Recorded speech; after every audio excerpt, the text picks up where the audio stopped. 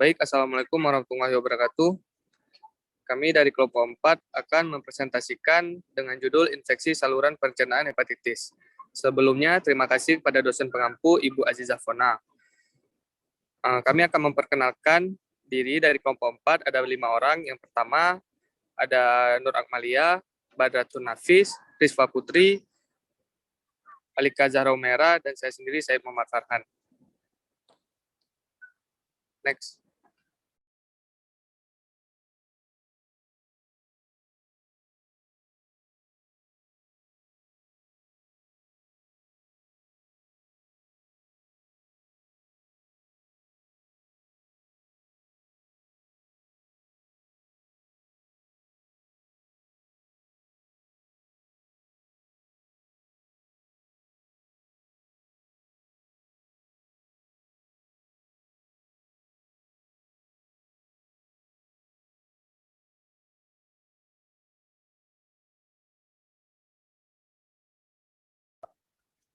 Jadi kami akan menjelaskan 8 table of content yang akan kami jelaskan.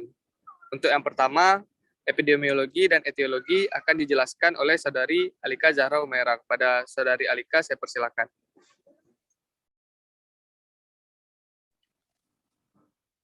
Baik, terima kasih kepada moderator. Untuk epidemiologi, secara global virus hepatitis merupakan penyebab utama viremia yang persisten. Jadi viremia itu adalah kondisi akibat adanya kadar virus yang terlalu tinggi di dalam tubuh.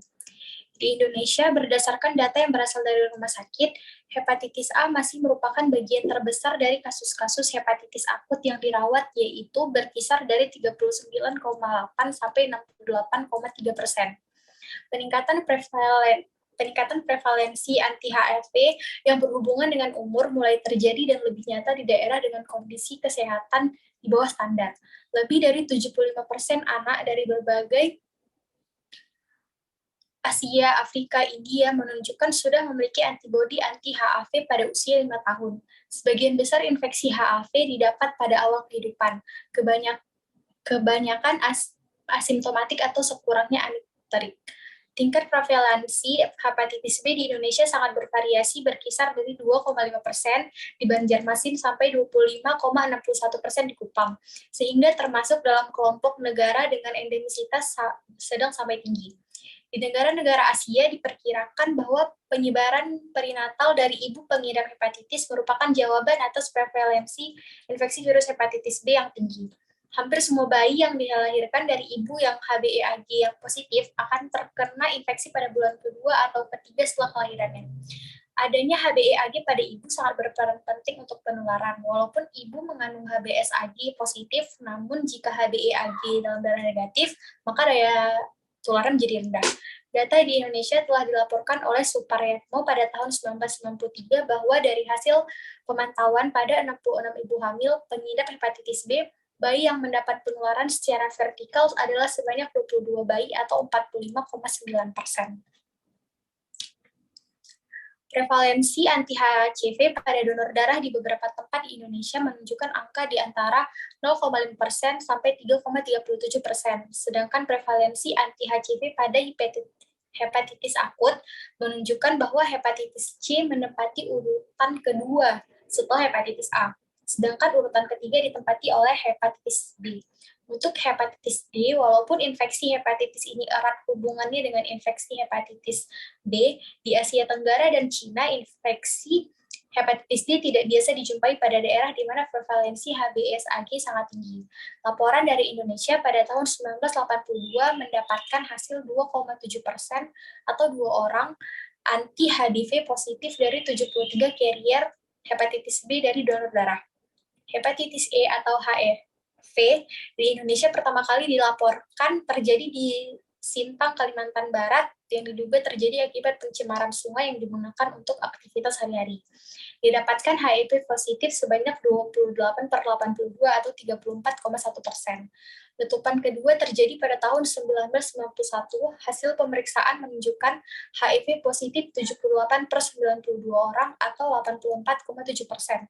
Di daerah lain juga ditemukan adanya HIV seperti di Kabupaten Bawen, Jawa Timur, pada saat terjadi letupan tahun 1992 ditemukan 2 kasus HIV dari 34 sampel darah. Dari rumah sakit di Jakarta ditemukan 4 kasus dari 83 sampel. Kemudian etiologi. Untuk etiologi hepatitis A merupakan partikel dengan ukuran diameter 27 nanometer dengan bentuk kubus simetrik tergolong virus hepatitis terkecil dan termasuk golongan picornavirus. Seuntai molekul RNA terdapat dalam kapsid, satu ujung dari RNA ini disebut viral protein genomik atau VPG yang berfungsi menyerang ribosom sitoplasma sel hati. Virus hepatitis A bisa dibiak dalam kultur jaringan. Replikasi dalam tubuh dapat terjadi dalam sel epitel usus dan epitel hati. Virus hepatitis A yang ditemukan di tinja berasal dari empedu yang diekskresikan dari sel-sel hati setelah replikasinya, melalui sel empedu dan dari sel epitel usus. Virus hepatitis A sangat stabil dan tidak rusak dengan perebusan singkat dan tahan terhadap panas pada suhu 60 derajat Celcius selama kurang lebih 1 jam. Stabil pada suhu udara dan pH yang rendah, dan tahan terhadap pH asam dan asam empedu. Dan ini memungkinkan VHA melalui lambung dan dikeluarkan dari tubuh melalui saluran empedu. Kemudian untuk etiologi hepatitis B adalah virus DNA berselubung ganda berukuran 42 nanometer, memiliki lapisan permukaan dan bagian inti dengan masa inkubasi sekitar 60-90 hari. Terdapat 3 jenis partikel virus, yaitu yang pertama sferis dengan diameter 17-25 nanometer dan terdiri dari komponen selubung saja dan jumlahnya lebih banyak dari partikel lain. Yang kedua, tubular atau filamen dengan diameter 22-220 nanometer dan terdiri dari komponen selubung. Yang ketiga, partikel virion lengkap atau partikel DIM terdiri dari genom HBV dan berselubung diameter 42 nanometer.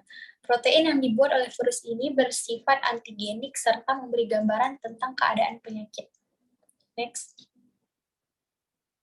Kemudian, etiologi hepatitis C adalah virus hepatitis yang mengandung RNA rantai tunggal berselubung glikoprotein dengan partikel sferis, inti nukleokapsid 33 nanometer yang dapat diproduksi secara langsung untuk memproduksi protein-protein virus. Hal ini dikarenakan HCV merupakan virus dengan RNA rantai positif. Hanya ada satu serotip yang dapat diidentifikasi dan terdapat banyak genotip dengan distribusi yang bervariasi di seluruh dunia. Misalnya, genotip 6 banyak ditemukan di Asia Tenggara. Genom HCV terdiri atas 9.400 nukleotida dan mengkode protein besar sekitar residu 3.000 asam amino. Replikasi HCV sangat melimpah dan diperkirakan seorang penderita dapat menghasilkan 10 triliun virian per hari. Untuk etiologi hepatitis D, atau disebut juga virus Delta, bisa dilihat dari pandangan virologi binatang memang merupakan virus unik. Virus ini termasuk virus RNA yang sangat kecil. Virion VHD hanya berukuran kira-kira 36 nanometer tersusun atas genom RNA single-stranded dan kira-kira 60 kopi antigen delta yang merupakan satu-satunya jenis protein dikode oleh VHD. Antigen delta terdiri dari 2 jenis, yaitu large dan small. Virion VHD mempunyai kapsul yang terdiri atas protein yang dihasilkan oleh VHB. Dinding luar tersebut terdiri atas lipid dan seluruh komponen HBsAg. Komponen HBsAg yang mendominasi adalah small HBsAg, kira-kira sebanyak 95%. Proporsi seperti ini sangat berbeda dengan proporsi yang terdapat pada VHD. Selain menjadi komponen utama dinding VHD, HBsAg juga diperlukan VHD untuk transmisi dan masuk ke hepatosit. HBsAg akan melindungi virion VHD tetapi secara langsung tidak mempengaruhi replikasi VHD. Next. Kemudian untuk etiologi hepatitis E atau HIV merupakan virus RNA dengan diameter 27 sampai 34 nanometer. Pada manusia hanya terdiri atas satu serotip dengan 4 sampai 5 genotip utama. Genom RNA dengan 3 overlap ORF atau open reading frame mengkode protein struktural dan protein non-struktural yang terlibat pada replikasi HIV. Virus dapat menyebar pada sel embrio diploid paru, akan tetapi replikasi hanya terjadi pada hepatosit. Terima kasih, saya kembalikan kepada moderator. Terima kasih kepada Saudari Alika. Selanjutnya untuk patofisiologi akan dijelaskan oleh Badatunafis. Kepada Saudari Badatunafis, saya persilakan. Baik, terima kasih pada moderator. Selanjutnya saya akan menjelaskan mengenai patofisiologi dari penyakit hepatitis.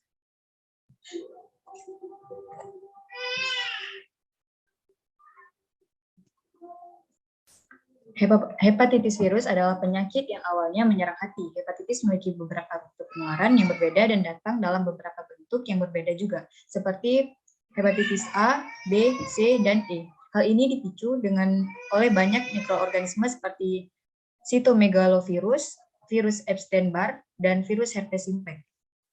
Virus memiliki aliran darah dan menyebar ke hati, kemudian menginfeksi hepatosit dan berkembang biak.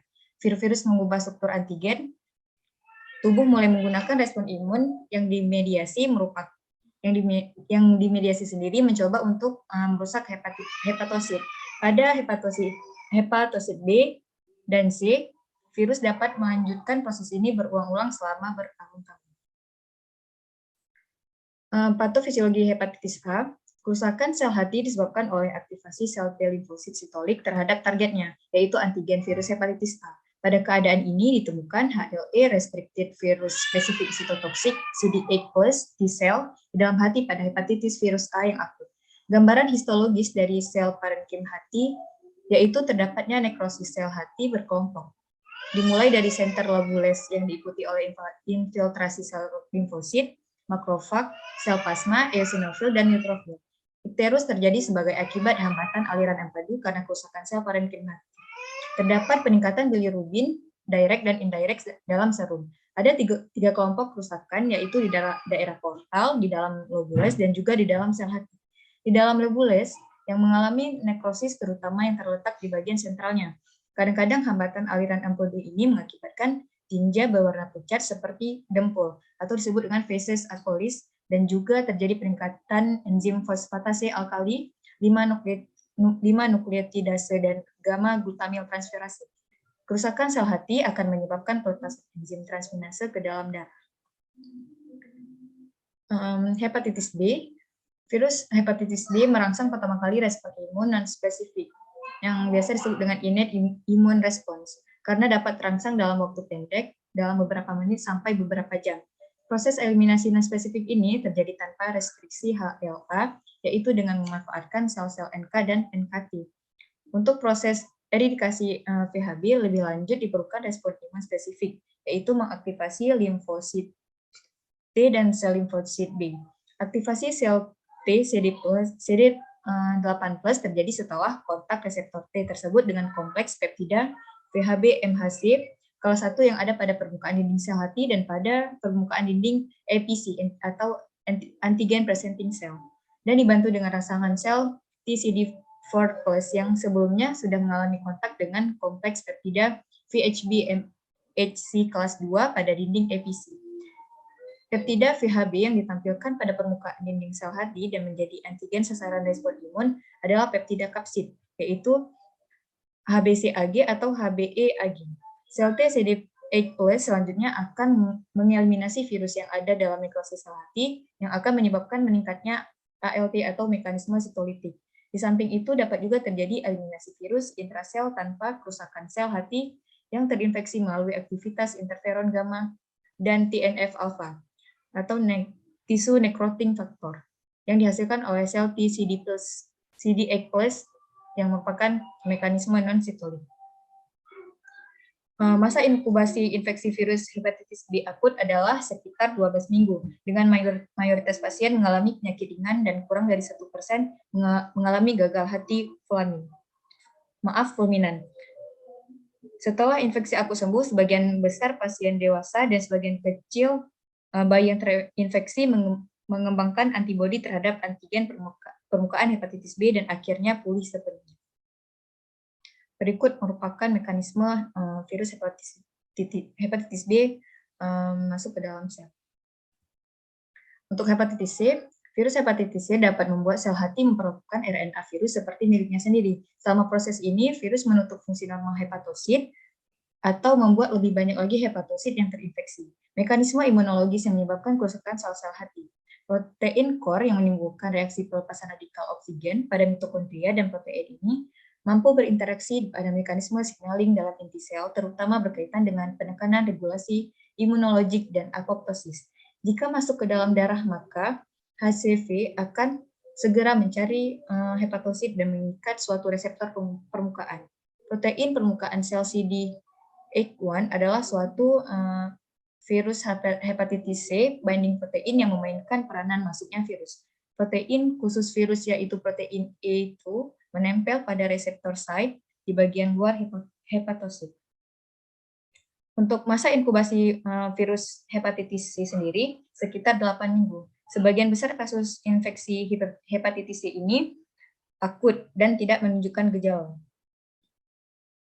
Berikutnya adalah hepatitis D, atau disebut dengan delta hepatitis, disebarkan dengan cara sama seperti hepatitis B maupun superinfeksi pada pembawa HBV.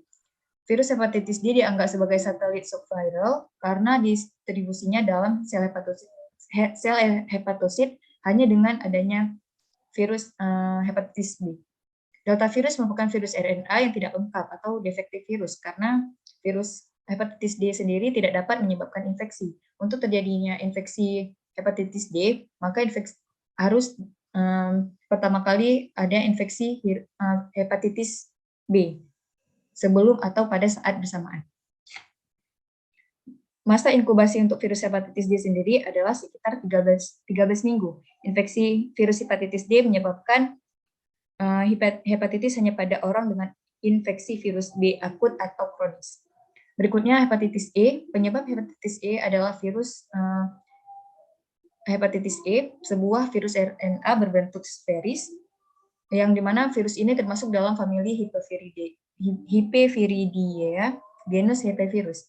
Virus ini awalnya disebut sebagai penyebab enterically transmitted non-A non-B hepatitis atau ATNANB. Presentasi klinisnya sama dengan virus hepatitis A. Selain hepatitis virus, juga terdapat hepatitis autoimun, yang dimana biasanya menghasilkan tingkat gamma globulin yang tinggi dan antibodi yang bersirkulasi. Banyak pasien memiliki riwayat keluarga dengan gangguan autoimun lain atau pernah merespon terapi imunosupresif. Mekanisme patogenetik tidak sepenuhnya didapatkan, tetapi telah ada penelitian menunjukkan bahwa pasien yang mengembangkan hepatitis autoimun kadang-kadang memiliki kecenderungan genetik terhadap penyakit pada individu yang umumnya rentan, yang dapat mengembangkan penyakit sekunder akibat infeksi virus atau reaksi idiosinkratik terhadap obat, yang dapat bertindak sebagai mekanisme penginduksinya. Selanjutnya ada hepatitis alkoholik, yang mana mekanismenya kompleks dan multifaktorial. Hepatitis ini merupakan hasil dari interaksi antara metabolis etanol, peradangan, dan imunitas bawaan. Selanjutnya ada tanda dan gejala umum yang ada pada penyakit hepatitis, yaitu suhu badan tinggi, kulit yang gatal, merasa lelah sepanjang waktu, sakit perut, urin berwarna gelap, feses berwarna gelap, nyeri otot dan sendi, dan menguningnya mata dan kulit. Sekian dari saya, selanjutnya saya kembalikan kepada Terima kasih pada Saudari Dr. Hafiz. Selanjutnya, next, untuk pemeriksaan penunjang. Ya kan saya jelaskan sendiri. Yang pertama itu ada pemeriksaan antigen HBsAg dan HBeAg. Jadi untuk antigen HBeAg itu, dia itu pemeriksaan yang untuk melakukan mendeteksi protein yang diproduksi dan dilepas ke dalam darah.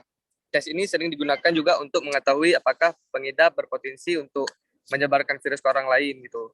Atau juga bisa untuk mengetahui efektivitas dari terapi yang akan dijalankan. Sedangkan HBsAg itu dilakukan untuk mendeteksi penyakit hepatitis B. Jika hasilnya positif, menandakan bahwa virus hepatitis B itu terdeteksi di dalam tubuh. Selanjutnya untuk anti-HBs. Anti-HBs ini pemeriksaan untuk menunjukkan seberapa banyak antibodi di tubuh. Selanjutnya untuk pemeriksaan anti-HB ini dilakukan juga untuk mendeteksi antibodi yang diproduksi oleh tubuh sehingga respon terhadap antigen hepatitis B. Untuk anti HBC juga pemeriksaan darah untuk mendeteksi keberadaan antibodi IgG terhadap virus hepatitis B. Untuk selanjutnya, pemeriksaan HBV-DNA itu dapat mendeteksi konsentrasi DNA dari hepatitis B, virus yang ada di dalam darah. Pemeriksaan HBV-DNA ini tidak direkomendasikan untuk tujuan screening maupun diagnosis hepatitis B. Pemeriksaan HBV-DNA digunakan untuk pemantauan terapi obat antiviral yang diukur melalui pemantauan terapi obat antiviral dengan melalui perubahan jumlah HBV-DNA dalam plasma. Selanjutnya yang terakhir yaitu pemeriksaan ALT, tes alanin aminotransferase. Ini dapat mengukur jumlah enzim dalam darah. Sebagian besar ALT ini terdapat di hati dan sebagian kecil lainnya terdapat di ginjal, jantung, otot, dan pankreas. Next.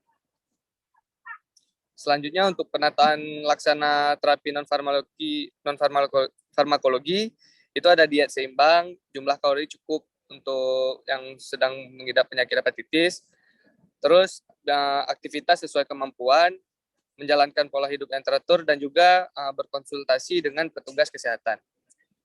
Next. Selanjutnya untuk penata laksanaan secara farmakologi akan dijelaskan oleh Saudari Nur Akmalia. Pada Saudari Lia, saya persilakan.